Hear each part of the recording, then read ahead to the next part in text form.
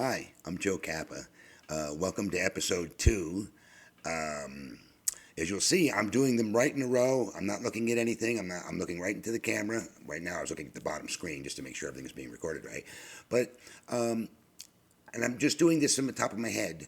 But I'm going to re-explain to you that what you've been taught. Let's summarize the first episode. What you've been taught is a narrative, an agreed upon narrative that kind of twists some ancient things to hide the past from us. And everybody who teaches, all the academics who have read everyone in their field and all start missing the three laws of odd. If they knew, it would change the entire paradigm. And that's where we went into the three laws of paradigm. And the reason you don't know it is because during the purge, everybody who knew this was put to death. And right into the Dark Ages, right into the Middle Ages, they had the Spanish Inquisition, rooting out anybody who knew there were 13 stages of life. If you knew there were 13 stages of life, you knew it was reincarnation. We'll get to that later. That's the third law of On. So the first law of On tells us there's a God, right? Or On, there's consciousness. That's what God is, not some man superpower that can control. You think some God is some man watching little children suffer? If that were the case, I'd be the first one to kick him in the shins. What are you talking about? That's not. It's consciousness. And us putting an end to childhood cancers and childhood diseases is us being as godly as we can and expediently and as well funded as possible. And that's what we can do. We can try to improve the human condition. That's what you can do. Okay? There's only three things you can do here in reality. One is help civilization progress. The other one is to enlighten or educate. And the other one is to spread love. And your idea is to do all three. Again, 3 being creation, 9 being God. We'll get into all this later, because right now I'm going to focus you back in where we left off. And that was the first law of On, tells us there is consciousness. You can't deny that because you're conscious. That's how you were able to look at a dog's eyes, or a dog looks in your eyes and you know each other, right? Am I wrong? Am I wrong? So there's a thing going on here.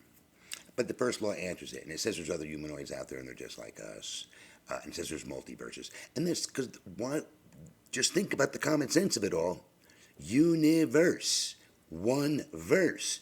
But people misunderstand what that means. It's one verse in a longer song. That's why it's called a verse. It's one line, one verse in a longer song. So it implies multiverse. But this is how all the ancient knowledge, all the law of On got twisted. And why did it get twisted? Because in favor of a new paradigm. Because if you knew the 3 laws of On were true, then reincarnation is real. It's not one heaven, one hell. And if you knew there were 13 stages of life, you knew it was reincarnation, because the 13th and the 1st are the same. It's a repetitive cycle, right? The 14th and 1st, it's a repetitive cycle. Life and death occupy the same zodiac age. So it means a death and rebirth. And that's what brings in Christmas and Easter, what we now call Christmas and Easter. Christmas is the sun dies on December 21st. What nobody teaches you is that it stays the same shortness. Normally, the day is 1 minute longer or 1 minute shorter than the day before, depending on whether you're going towards summer or towards winter. But on December 21st, it goes to its deep lowest point in our sky, and it stays there motionless for 3 days. 22, 23, 24 are all the same length. 3 days worth. And something happens like a miracle on the 25th. The sun pops back up into the sky. 3 whole minutes worth in 1 day. The sun is reborn. The Son of God is born on December 25th. That's why all the Western religions, Son of God religions, Tammuz and Mithra and Horus and Dionysus, that's why they all were born on December 25, and Jesus as well. Please, by the way, don't get insulted. There were 4 Jesus, Son of God religions, and we still do the traditions from them.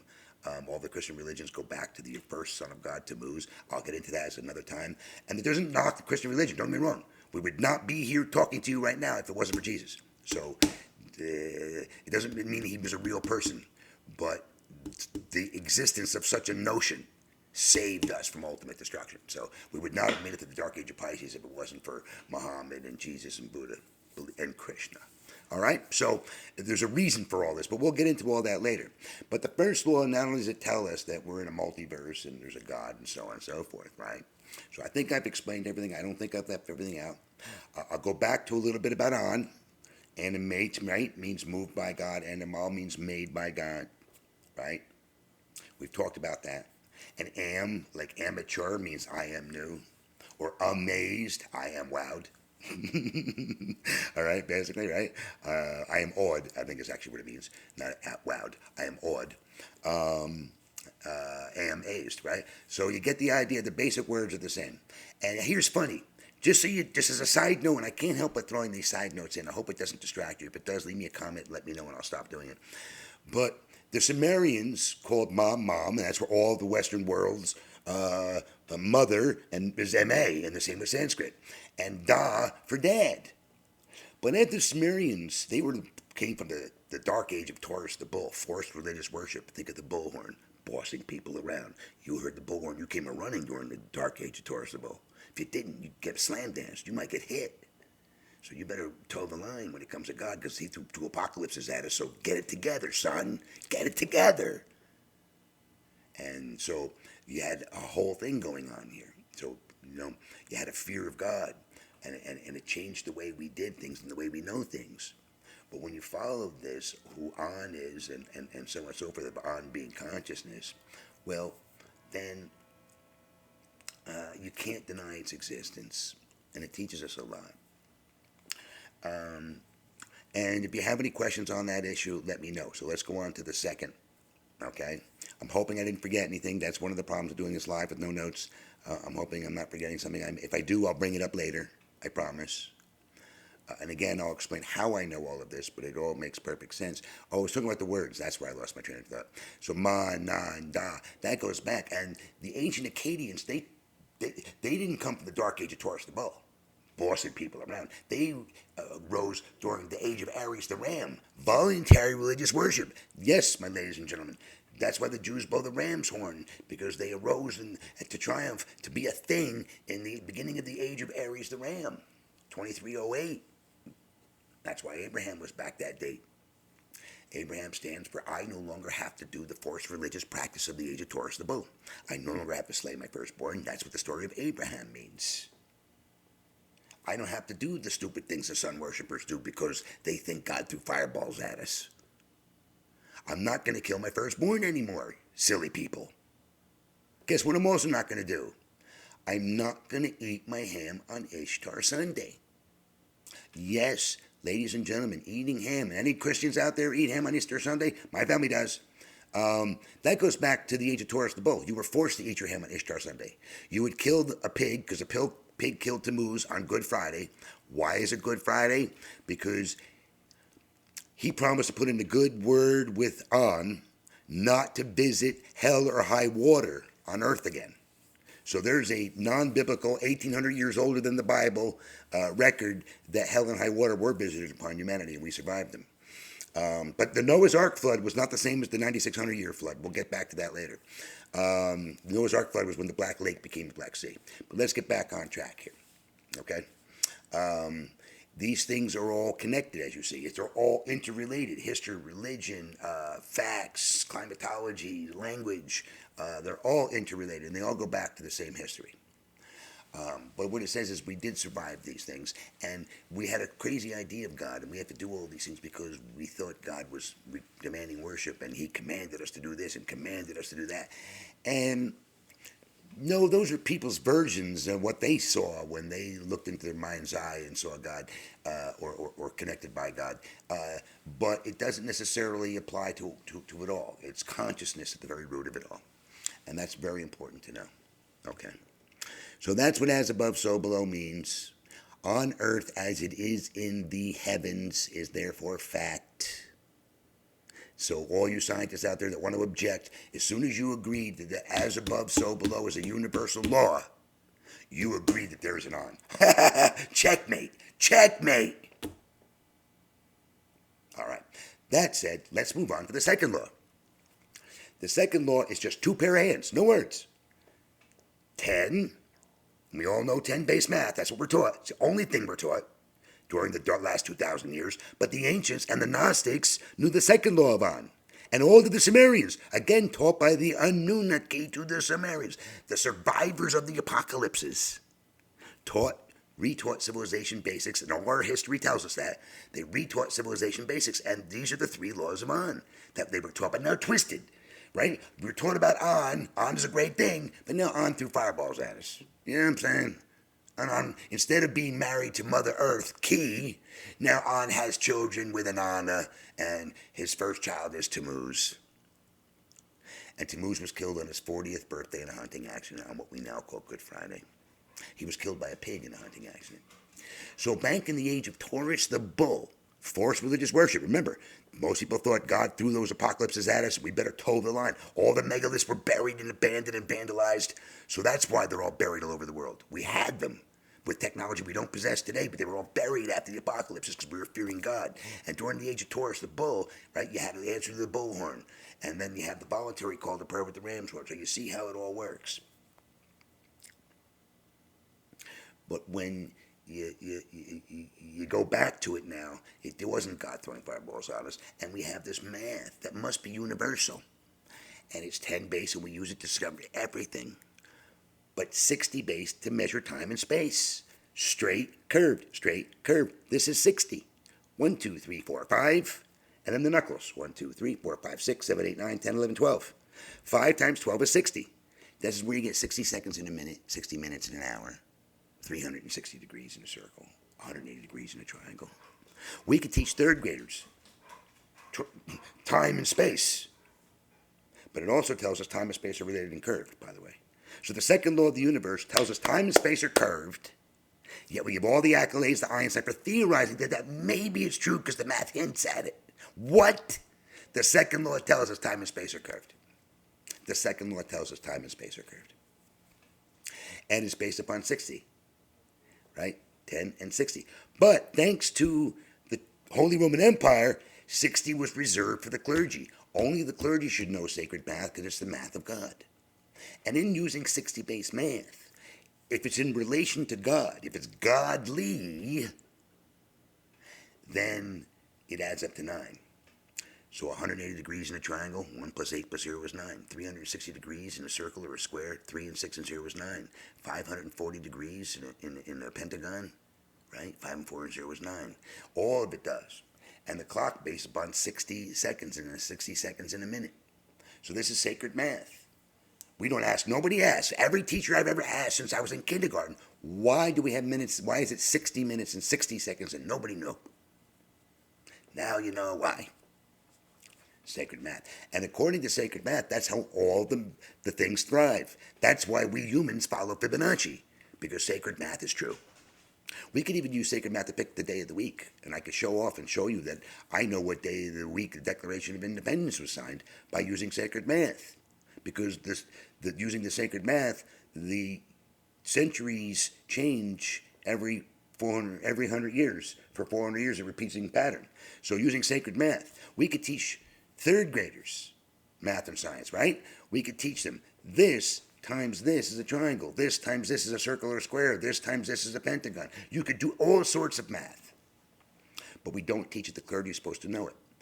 But ask any clergyman, I don't care what religion you are, I don't care if you're Islamic, I don't care if you're Christian, I don't care if you're Jewish, Hindu, ask him. Nobody knows what sacred math is because the Catholic Church said you're not allowed to know it. Only the clergy knows it, but they're not being taught it. Since the Ecumenical Council back in 1963, when they switched from Latin to English, they no longer teach any of the priests. So there's none of them alive anymore who know sacred math. And they want it that way because those who are in power thrive from keeping us at each other's throats in the dark age of Pisces. But we're not in Pisces anymore, and you'll see that. We have entered the age of Aquarius. The real year is indeed 23,771, and I'll get there. But in order to get there, you have to rewrite your paradigm to understand everything how it really is. The days of the week are actually the 7 heavenly bodies. That's why it's Sunday and Moon's Day and Saturn's Day. The middle ones were all changed during the Protestant Revolution, but they would have been for Mercury and Venus and Mars and Jupiter. But instead, therefore, now Norse gods, Tyr for Tyr's Day, Woden for Wednesday, Thor for Thor's Day, Freya for Friday. But it's still Saturn's Day. And that's what the Jews took Saturday. When they rejected the sun worshippers for having ham forced down their ancestors' throats, because they refused the religious worship. They refused to eat their ham on Easter Sunday and had it shoved down their throats. That's where that expression comes from, my friends. And they were a sect that took their people and moved away to form their own civilization based upon voluntary religious worship. There is the necessity and why the Jews must forever stay with us.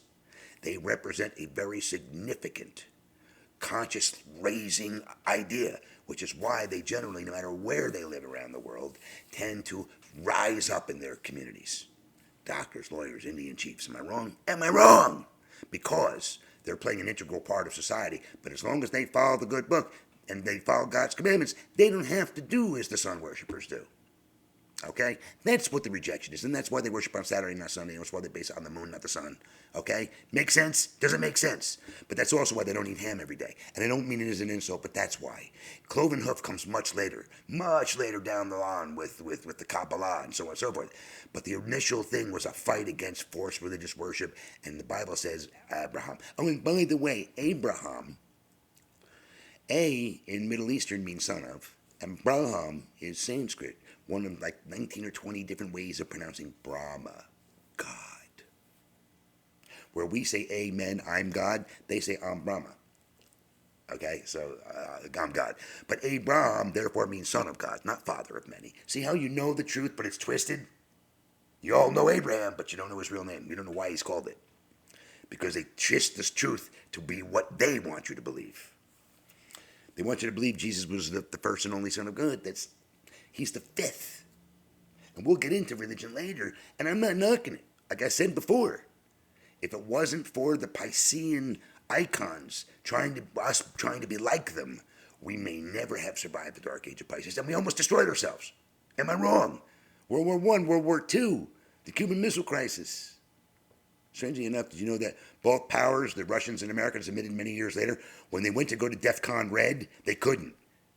They went to go to Orange, I'm sorry. They couldn't even go to Orange. They got the pinwheel of death, both of them. And supposedly reported spaceships over the silos. So wonderful. We came close to destroying ourselves and arming ourselves with nuclear weapons, and somehow the system wouldn't work. So, again, it's all coincidence, but I think we're being babysat because of the nuclear weapons. But anyway, we'll get into all that later because we must be being babysat. And the double split experiment tells us it's the wave before the particle. It's the invisible before the visible. The invisible controls. The visible is just an expression of the underlying invisible thing going on. That's why vibration and semantics were the key to building those megaliths. You could basically liquefy stone and mold it any way you want. That's basically what you were doing. And it was through semantics. And we're just beginning to rediscover. And that's what the pyramids were. The pyramids were all basically energy gatherers, Mother Earth's energy, to enable us to communicate with other Earths. That's all been hidden. After the apocalypse, that's evil. After the apocalypse, knowing that there's other Earths is illegal, let alone trying to communicate with them. But there are stargates, because you used to trip on magic mushrooms and go through a stargate and literally, in your mind's eye, in that consciousness, with everybody chanting around you, believing in the same thing, you actually astral project and would talk to people in other realms and so on and so forth, and see God and see the golden book and so on and so forth. So there's all basis to all of this, but it was twisted from the original understanding. If you go back pre-apocalypse, it was a different world. It was a different world. Pre-apocalypse, there were no armies, there were no governments, taxes, no, cities. There was congestions of people, like Woodstock almost. And people fed, and trade started, and accounting started, and all that started. From us living together, more sedentary. And we'll get into the history of mankind. That's the zodiac, that's the third law. But right now, we know from the second law that it's sacred math. And there's a funny little limerick I can tell you, and I'll tell you to start with the limericks next time, how you'll remember the first three laws of God. This, again, goes back to the Gnostics. All right. With that said, thanks for listening. Talk to you soon. Bye.